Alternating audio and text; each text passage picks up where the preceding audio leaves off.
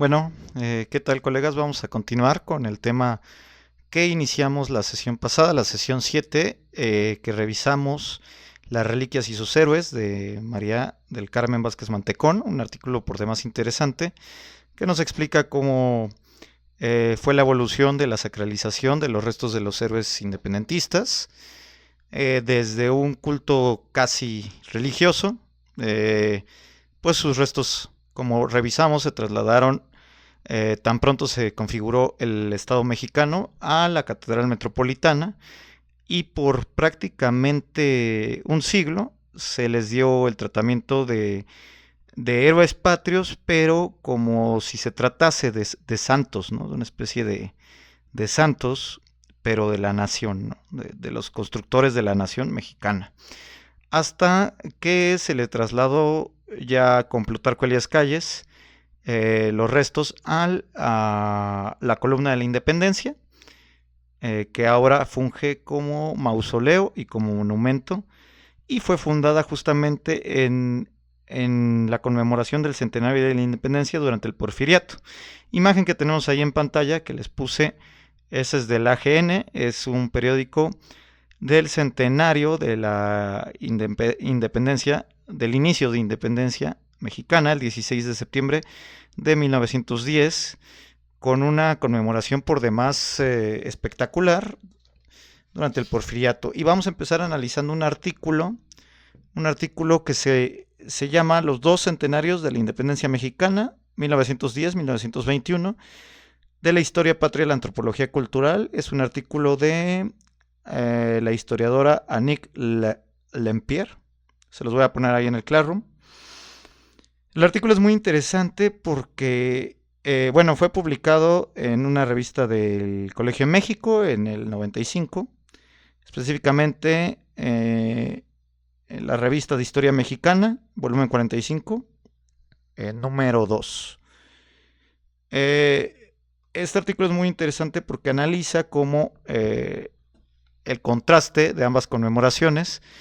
La primera, la de 1910, pues se trató de una exhibición espectacular del régimen porfirista que buscaba mostrar la estabilidad, modernización y legitimidad de su gobierno a través de desfiles, inauguraciones y ceremonias. Es el caso de la inauguración del monumento a la independencia, columna de la independencia, coloquialmente conocida pues como el ángel, ¿no? De la independencia, que bueno, no es un ángel, es la representación de la diosa de la victoria griega, pero bueno, ese es otro asunto. Y que finalmente el régimen revolucionario va a convertir en mausoleo para los restos de los héroes de la independencia.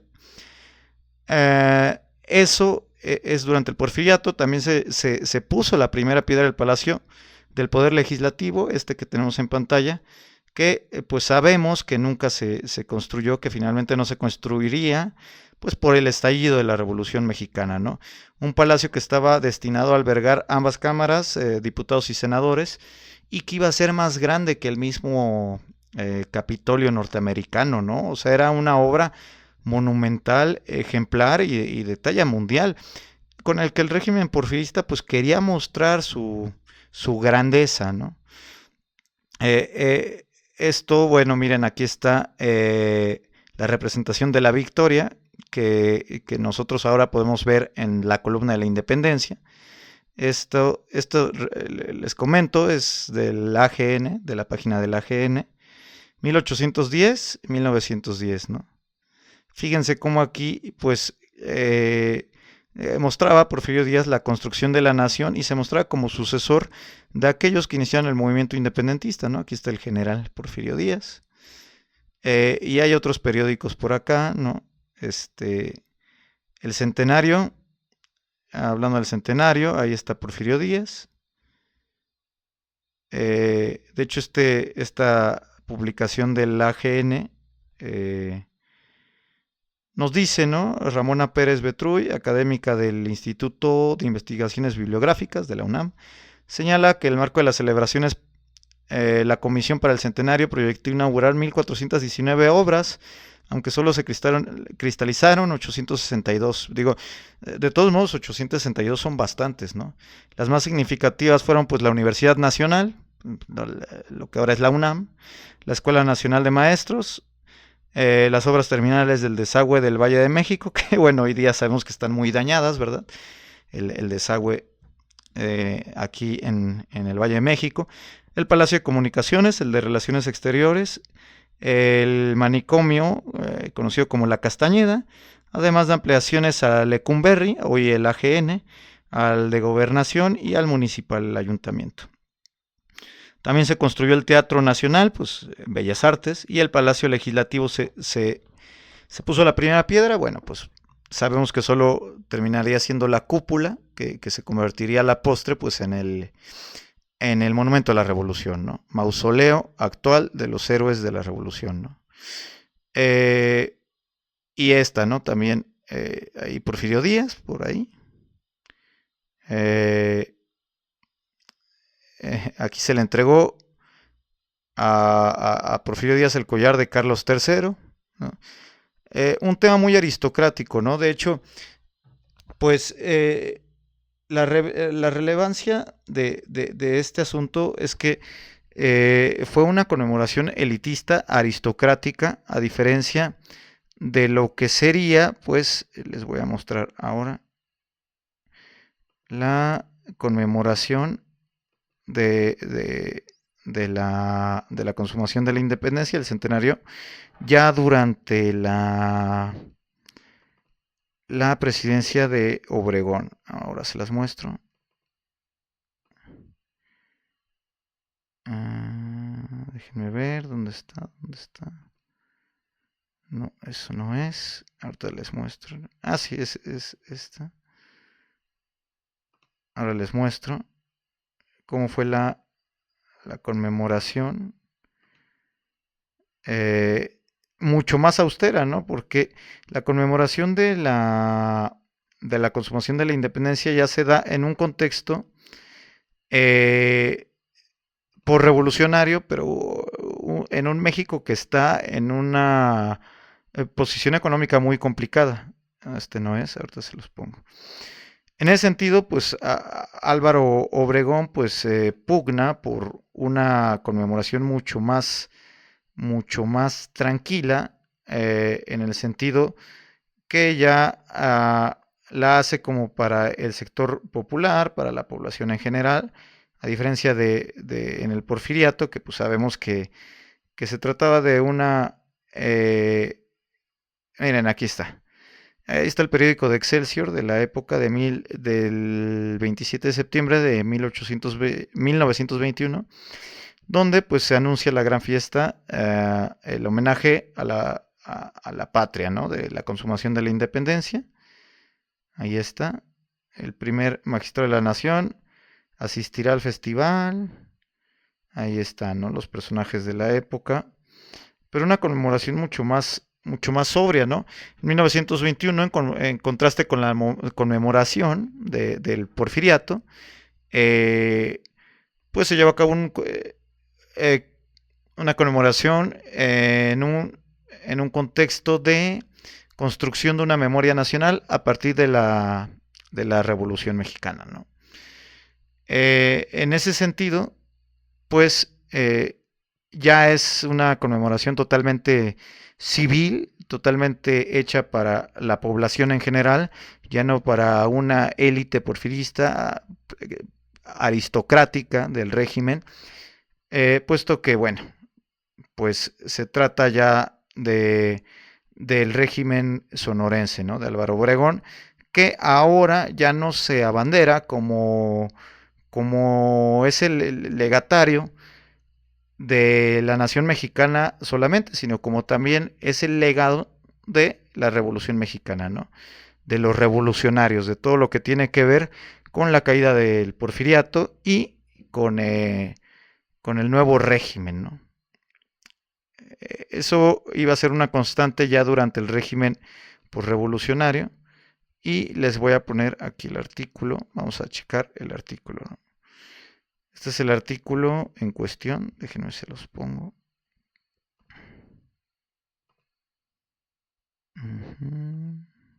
Ahí está, ¿no?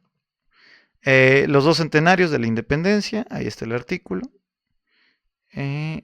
Lo interesante es esta parte. Por ejemplo, miren. La creación de esta nueva memoria supone la destrucción de los prejuicios de la historia patria forjada en el siglo XIX, que tuvo su apogeo y su decadencia en la última parte del Porfiriato. Eso dice la autora, ¿no? Al considerar el conjunto del pasado mexicano desde una perspectiva nacida del relativismo cultural. Bueno, ahí ya entramos en temas antropológicos, ¿no? La principal aportación de la sensibilidad histórica naciente fue proponer el ejercicio de la memoria, un nuevo tipo de relación entre el pasado y el presente, fundado ya no sobre una temporalidad evolucionista a priori, sino sobre los elementos ahistóricos, el territorio y la población. ¿Qué es lo que va a hacer el régimen revolucionario, ¿no? Esto es muy interesante. Las dos celebraciones del centenario de la independencia mexicana, uno en el 1910 y otro en 1921, han recibido la marca respectiva de estos dos modelos memoriales. Una ironía de la historia que quiso que el primer centenario del movimiento independentista, el que se inició entre el 15 y el 16 de septiembre de 1810 con la rebelión ahí por parte de Hidalgo, prácticamente contra el poder colonial, fuera celebrado por el viejo régimen autoritario y conservador de Díaz, ¿no? Mientras que el de la consumación de la independencia, lograda gracias al acuerdo entre los criollos conservadores y el último virreinal, y concluida con la entrada del ejército trigarante a la Ciudad de México el 27 de septiembre de 1821, fuera conmemorado bajo el régimen del general Obregón, revolucionario que llegó a la cabeza del Estado algunos meses antes del aniversario de la consumación de la independencia. Es decir, es muy irónico que el Estado porfirista se legitima a través de la conmemoración del inicio de la independencia, que se trató de un movimiento, al menos en su inicio, pues de un movimiento de rebelión popular en contra del virreinato, ¿no? Bueno, a grandes rasgos. Irónico que, sin embargo, Obregón va a conmemorar la independencia lograda, pues básicamente por el pacto entre Iturbide y Guerrero, entre los realistas y los insurgentes, ¿no? Algo que además se va a contraponer en adelante con el relato revolucionario, puesto que, como ya hemos mencionado en las clases anteriores, la figura de Iturbide se va a relegar en lo posible, ¿no? De la historia estatal, de la historia oficial, de la historia nacional, ¿no? Eso es muy irónico, ¿no? Es lo irónico de estas conmemoraciones. Y esto lo dice el artículo aquí de esta historiadora Annick Lempier, ¿no? Les digo, esto se los voy a poner en el Classroom para que lo revisen con calma. Por ejemplo, en las celebraciones de 1910, variadas y fastuosas del desfile histórico del 15 de septiembre, se reveló cómo el centro de atracción de los festejos semejaba a una figuración extremadamente exitosa en la memoria oficial, ¿no? Los festejos de 1921, en cambio, fueron improvisados por un gobierno nuevo, frágil y desprovisto de medios financieros que resultaban pobres después de los de 1910. Lo más novedoso era la visita del gobierno a Teotihuacán. Fíjense cómo ahí ya el régimen revolucionario, acuérdense que aquí todavía no existe el partido, ¿no? O sea, todavía no se unifica el partido, lo que después sería el Partido Revolucionario, la Revolución Nacional, PRN, después PRM y al final PRI, pero ya enlazaba el pasado prehispánico con la herencia de la nación mexicana por revolucionaria. Aquí se acababa de renovar el templo de Quetzalcóatl, ahí en Teotihuacán, y también era novedosa la organización oficial de una exposición de artes populares, la primera de su género en México. Entre las dos celebraciones surgieron nuevas instituciones como la Escuela Internacional de Arqueología y Antropología, creada en 1910 y abierta en 1911, ¿no? Todavía, ya en lo último del Porfiriato y en la transición a la presidencia de Madero, ¿no? Y también la Secretaría de Agricultura y Desarrollo, creada en 1917 por Manuel Gamio, ¿no? Pues el padre de la arqueología mexicana, ¿no? Prácticamente, que originaron la renovación de la memoria que marcaba toda la cultura de México desde la Revolución hasta la fecha. La actitud intelectual de Gamio se nutría del descrédito de la historia para valorar los estratos sucesivos de la producción cultural nacional desde una perspectiva antropológica integral. Ahora, es muy interesante todo esto porque ya en adelante el gobierno revolucionario, tanto el grupo sonorense como durante el cardenismo y posteriormente en la institucionalización del partido, pues va a tomarse, a sujetarse del pasado glorioso prehispánico y asumirse como el heredero de aquellas civilizaciones prehispánicas, luego heredero también del movimiento independentista, omitiendo la parte de Iturbide, la parte realista de la consumación de la independencia, pero después también se va a asumir como pues los herederos de la revolución.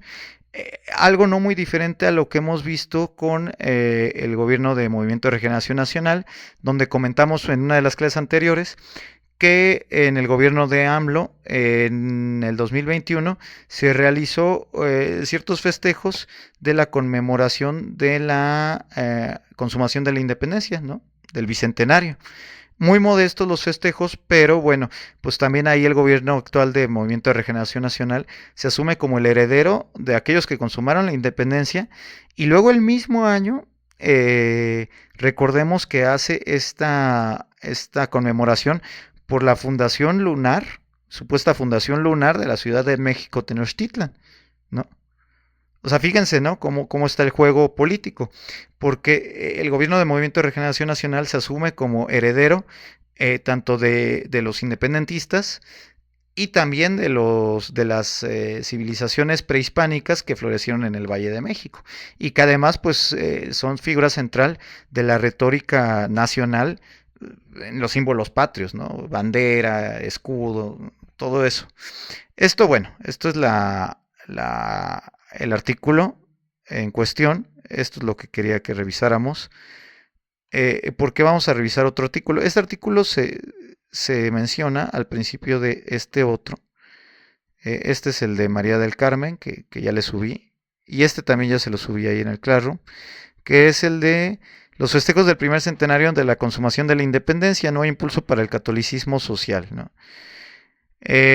Dice, en septiembre de 1910 se celebró el primer centenario de la independencia, igual, Porfirio Díaz.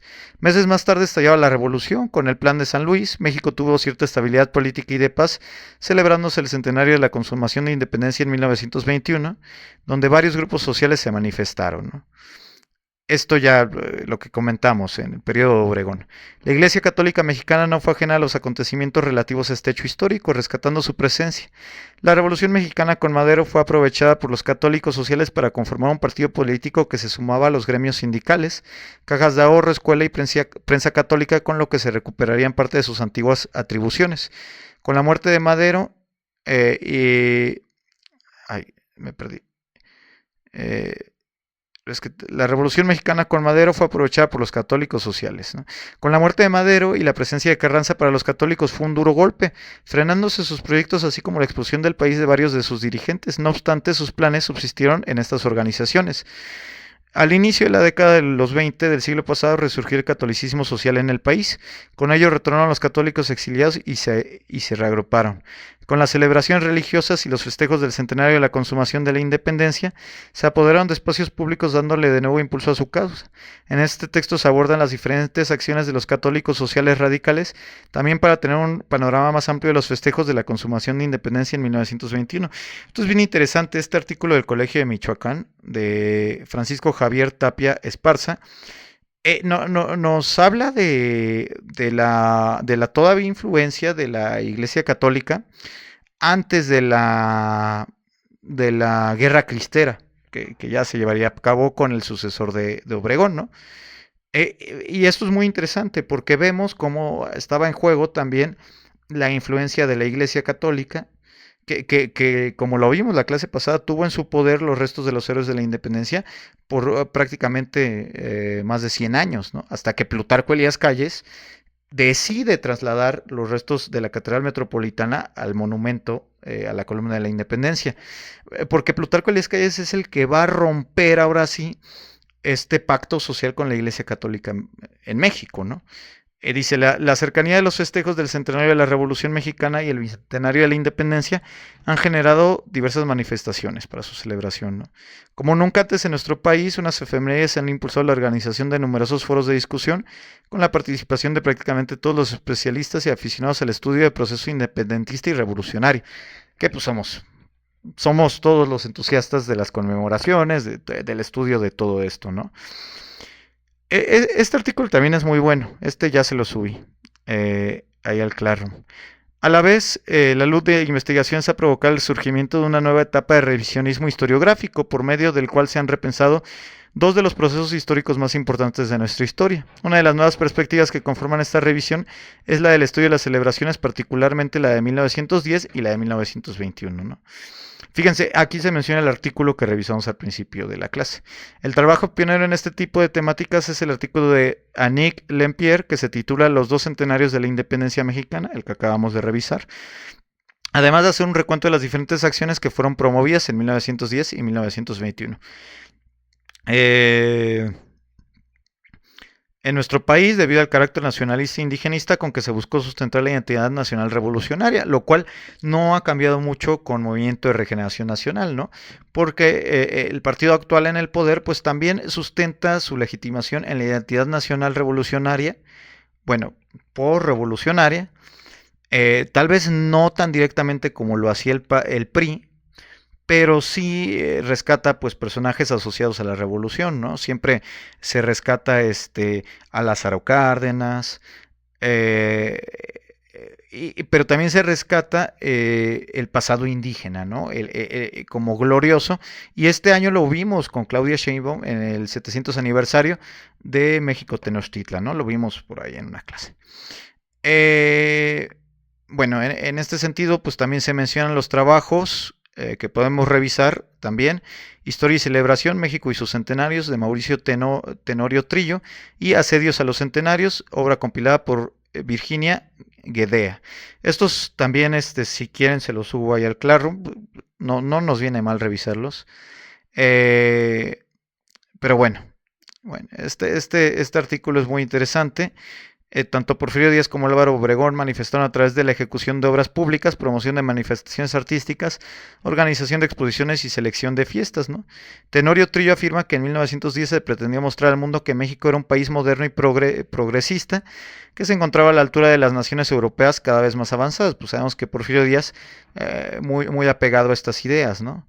Mientras que para 1921 el objetivo principal era cimentar un espíritu nacionalista en el pasado indígena, pero sobre todo hacer patente al mundo que el país ya se encontraba en paz, o sea, que ya se encontraba pacificado. También el mensaje de Obregón era al mundo, bueno, a las naciones, era como de: México ya terminó con su movimiento armado, ya estamos en la era otra vez constitucional, en una etapa ya de pacificación del país.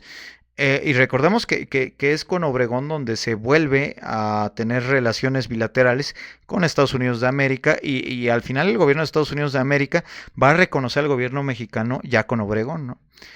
Por su parte, Virginia Guedea coordina una aproximación al estudio de los centenarios de 1910 y 1921, que desde una perspectiva multidisciplinaria nos permite tener un amplio panorama de lo que fueron los festejos de los centenarios y sus implicaciones en la historia, artes, filosofía, letras y las instituciones.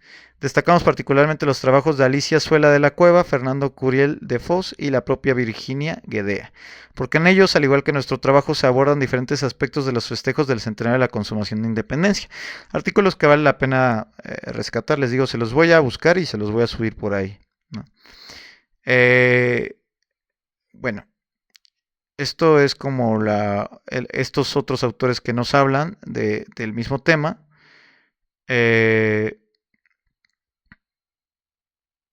Fíjense, aquí esto es muy interesante, ¿no? Por ejemplo, los trabajos de Jorge Adame Godard, Roberto Blancarte, Manuel Ceballos Ramírez y José Miguel Romero de Solís, entre otros, son fundamentos para entender los primeros años del catolicismo social en México, es decir, desde la última década del siglo XIX hasta 1913, en que los católicos sociales lograron participación política a través del Partido Católico Nacional.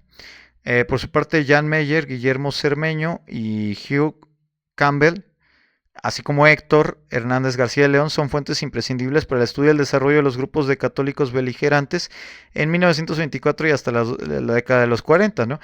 Todo esto en el contexto de la complicada relación de la Iglesia Católica, sobre todo con Plutarco Elías Calles, durante la Guerra Cristera, los movimientos sinarquistas en el Bajío, etcétera, ¿no? Este trabajo pretende ser el eslabón faltante entre los estudios de catolicismo social y sus proyectos sociales de los años 20. El tema de los festejos por el primer centenario de la independencia es en realidad un pretexto para entender las estrategias que emplearon los católicos sociales a partir de 1920 para continuar su proyecto iniciado desde finales del siglo XIX. Por otro lado, el estudio de las acciones de los católicos en 1921 da pie para entender el desarrollo de lo que años más tarde se derivaría en el conflicto religioso de la cristiada y en el surgimiento del sinarquismo, ¿no? Lo que les acabo de comentar, ¿no? Entonces, en ese sentido, pues este artículo es muy valioso para entender esta parte. Lo vamos a seguir revisando la siguiente clase, pero mientras tanto se los comparto ahí en el Classroom, pues para que le den una checada, ¿no? Pues ahorita lo dejamos hasta aquí. Les subo ahorita esta clase, este artículo, y pues la siguiente clase continuamos con el tema. Las hago muy breves, pues para que no se les haga cansado escuchar la clase, porque si yo las hago mucho más largas, pues se vuelve tedioso el asunto, ¿no? Entonces trato de resumir como en la medida de lo posible el contenido y de esta manera pues sea accesible para ustedes, ¿no? Entonces vamos a dejarlo hasta aquí y eso se lo subo acá a Classroom, ¿vale? Pues seguimos en comunicación y pues ahorita lo dejamos aquí, ¿vale?